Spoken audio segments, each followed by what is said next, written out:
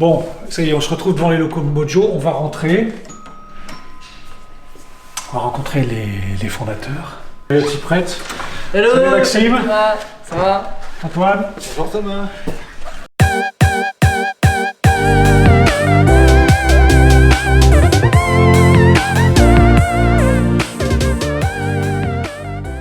Bon, c'est sympa de vous rencontrer enfin, on entend beaucoup parler de vous. Qui êtes-vous d'abord? Essayez de vous présenter. Eh ben voilà, écoute, on est Mojo, voilà, Maxime, Antoine, on est tous les deux cofondateurs de Mojo. Pour se présenter en deux mots, je commence. Allez, vas-y. Bon, voilà, c'est donc Maxime Gesson, donc je l'ai dit, cofondateur de l'entreprise. J'ai un parcours universitaire, j'étais donc à la fac de Reims, j'ai fait des travaux de recherche en biomécanique et je me suis intéressé à tout ce qui est environnement 3D, les nouvelles technologies. Et puis aussi donc du coup à l'incorporation du mouvement. Et c'est de là que c'est parti. Et donc la chance que j'ai eue grâce justement à mon parcours universitaire, c'est de pouvoir associer les sciences de l'ingénieur et puis le côté dentiste, et dentiste que je suis aussi encore maintenant. Et Voilà. praticien. Parce Et que praticien. t'as gardé une petite activité. Ouais. Une petite activité. Voilà, c'est important, ça. c'est important. Ouais. Voilà, et donc Antoine, que je connais depuis très longtemps, parce qu'au final on est cousins de par notre C'est mère. avant tout une histoire de famille. Oui, en fait. voilà. Voilà. Donc moi j'ai commencé finalement par accompagner des entrepreneurs, puis j'ai commencé à participer, à co-créer en fait des entreprises. Et puis, mais j'étais toujours à la recherche en fait d'un projet, d'une bonne idée, de quelque chose qui allait apporter vraiment une vraie valeur ajoutée en fait pour l'homme, pour l'humain et pour la société. Et donc au final, on a passé un nouvel an ensemble, c'était 2009. C'est ça. Moi, Maxime me parle de son idée et puis de ses travaux qui avaient été déjà bien avancés. Et je trouve ça brillant, une nouvelle manière de concevoir la dentisterie, de voir finalement d'aller plus loin en fait dans le traitement. Et c'est comme ça qu'on a commencé finalement entre 2009 et 2013 à construire cette idée, aller un peu plus loin. Et puis 2013, voilà, on s'est lancé. Bon, c'est une histoire de famille alors, à la base. Histoire de famille, ouais. Histoire de famille. Ouais. Tout à fait. Et le début d'une grosse aventure, parce que on va pas dire que c'était non plus tout rose et tout tracé, parce qu'on a, du coup, dans le développement du produit, on a testé plusieurs technologies, on a, du coup aussi, on a travaillé, on n'avait pas de locaux, donc du coup, On a commencé dans une cuisine. dans une cuisine. Et il y a ceux qui commencent dans les garages, nous on a commencé dans une cuisine, sur une petite table rouge, donc voilà comment ça a commencé. Ouais. Et puis finalement, ça pendant 5-6 ans, et on a fait beaucoup de R&D, et puis on est passé effectivement de la cuisine, on a grossi petit à petit. Puis donc en 2017, on a présenté un prototype pour la première fois de manière publique. Et par contre, on a lancé le produit véritablement et officiellement en Europe, donc depuis mars 2019. Et depuis, là, l'engouement en fait se confirme en fait pour cette approche. Et puisque aujourd'hui, on est dans une vingtaine de pays, voilà, avec des utilisateurs un peu éparpillés un peu partout sur la planète. C'est bien ça. Donc, c'est une future licorne française alors, c'est ça? On appelle ça comme ça? Oui. On le souhaite. alors, ce qu'il faut se dire, en fait, sur le produit lui-même, enfin sur la philosophie plutôt de Mojo, c'est vraiment de se dire, ok, on apporte en fait aujourd'hui une plateforme de virtualisation du patient, donc en statique et dynamique.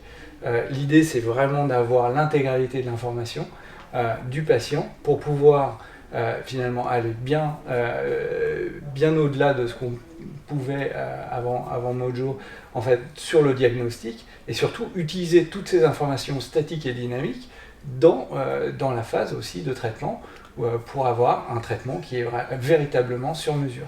Bon là, mais très concrètement là, ça consiste en quoi Mojo? Justement, alors Mojo, c'est un dispositif qu'on appelle Tech in Motion qui permet de récupérer les données du patient, donc principalement le mouvement, avec sa partie donc hardware, donc on va voir une démonstration tout à l'heure, avec la partie hardware et le logiciel qui permet aussi de rassembler les données patients. Donc il faut imaginer ça, donc on va le voir à côté du fauteuil, donc qui enregistre les mouvements, qui récupère les mouvements, mais pas seulement, une analyse, on appelle ça morphométrique du patient, pour la partie diagnostique et la partie thérapeutique dans la conception, voilà, le dessin, la prothèse. Et aujourd'hui, alors on va avoir une démonstration, ça c'est important. Et aujourd'hui, vous destinez ça quoi, aux grosses reconstructions globales, parce que je pense que de toute façon, il y a une demande gigantesque avec le vieillissement des populations de reconstruction globale. Ou est-ce que vous vous intéressez aussi aux petites reconstructions, aux édentements plus limités? Alors moi je dirais ça s'adapte à toutes les situations. Déjà quand on accueille un patient, ça dépend de l'état, mais il y a une phase d'analyse, un diagnostic, donc même si on n'a pas de grosse reconstruction, en écoutant notre patient, on peut aller, on va dire, le monitorer, enregistrer et voir justement s'il y a des éléments qu'on peut donc visualiser en correspondance par rapport à ses doléances, des douleurs particulières ou quoi que ce soit. Concernant les reconstructions, à partir du moment où on dépasse 2-3 éléments, donc à réhabilitation, c'est là où ça prend tout à fait son sens. Quand on dit réhabilitation, on entend la gouttière occlusale, on entend aussi l'orthodontie en pré-traitement. Mais on ne traite pas que des patients qui ont des pathologies articulaires. Non, bien sûr. C'est de la réhabilitation prothétique, oui, sans patient. Bon, et si on passait un petit peu à une démonstration qu'on est... oui, ça tombe bien parce qu'on a justement là...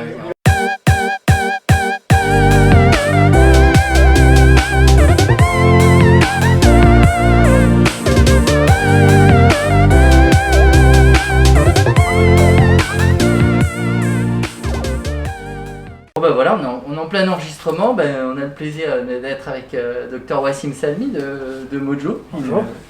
Une charmante patiente, donc, qui est en train de se faire, qu'on appelle ça mojoter. Exactement. Donc là, ça c'est notre dispositif. Je fais justement là, Wassim, tu es en plein enregistrement, donc là des mouvements fonctionnels aujourd'hui. À date, on est les seuls à pouvoir faire ça. Donc, et je crois que tu es en train justement de faire la mastication. Exactement, donc j'ai commencé mon enregistrement avec des mouvements limites, tels propulsion et latéralité. Mais comme Mojo nous offre la chance d'avoir tous ces mouvements à la mastication et fondation, je vais finir avec un mouvement qui est la mastication. Donc je vais demander à ma patiente de bien regarder la caméra, de rester en position reproductive parfaite, et je lance l'enregistrement. Et là, vous imaginez que vous êtes en train de manger une pomme ou un chewing-gum, et vous y allez. On peut voir sur l'écran les cycles de mastication qu'on peut vraiment faire sortir de schéma fonctionnel de mon patient. Je vais arrêter mon mouvement. Et là, on a tout le schéma dans cet enregistrement qu'on vient de faire de quelques secondes, les chemins de mastication de ma patiente. Et on peut communiquer avec notre laboratoire. Voilà. Et la boucle est bouclée. Exact. C'est vrai que c'est une interface tactile un peu pensée type téléphone, avec des éléments de zoom, des fenêtres animées pour voir voilà, par exemple tout ce qui est graphique là, et puis là la partie pour afficher les affichés. Donc là un exemple de dentisterie un peu de tous les jours. Donc par exemple c'est un patient avec des anciennes couronnes qu'il a fallu démonter. Voilà, donc en dessous les préparations avec les modèles matchés. On voit que j'anime en fait là mes préparations. Et c'est à partir de là qu'il va faire ses couronnes. Exactement. C'est en fonction de ces cycles-là. Tout à fait. Ah oui, on comprend, c'est intuitif que du coup la forme de la couronne elle dépend de la mastication, bien sûr. Ce qu'on a envie aussi de suivre, c'est les points de contact. Donc là, si on va afficher les points de contact au niveau des dents, voilà, donc on voit ici en temps réel, dans le temps et dans l'espace, donc apparaître les points de contact. Donc si je peux même ouvrir les arcades dans cette position-là, on voit le pas à pas, voilà, tu vois, dans la mastication, comment va se faire les guidages. Ça rentre, ça sort, donc du coup, hop, on exporte, on envoie ça au laboratoire. L'avantage qu'on a, c'est que le wax-up numérique, par exemple, on peut là le mettre, le superposer et déjà l'incorporer dans le mouvement du patient.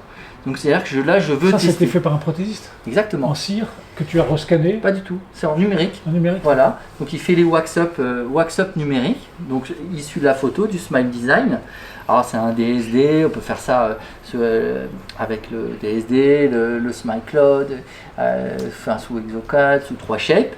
On reçoit le fichier, on le réincorpore en modèle additionnel. Donc là, très simplement, je vais définir cette position comme ma nouvelle relation intermaxillaire. La position qui est affichée à l'écran, position actuelle. Donc là, je transfère à la nouvelle relation intermaxillaire mes mouvements. Et donc là, tu vois que là, c'est ouvert. Donc si on prend, par exemple, des mouvements, ben voilà, les mouvements qu'on va transposer à cette nouvelle dimension verticale, ici, et proposer ces enregistrements côté laboratoire. Et ça, les prothésistes adorent, c'est de positionner le plan d'occlusion, la courbe occlusale, ici pour aller, donc c'est le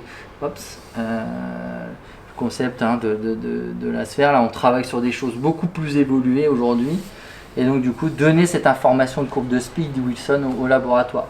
Parce que c'est notre travail, nous, dentistes, de récupérer l'ensemble des données liées à notre patient pour envoyer au laboratoire. Et ben donc voilà. Après, on peut ajuster un petit peu la position, c'est adaptable. Bon, ce qui est sympa, c'est d'avoir l'avis d'un utilisateur maintenant.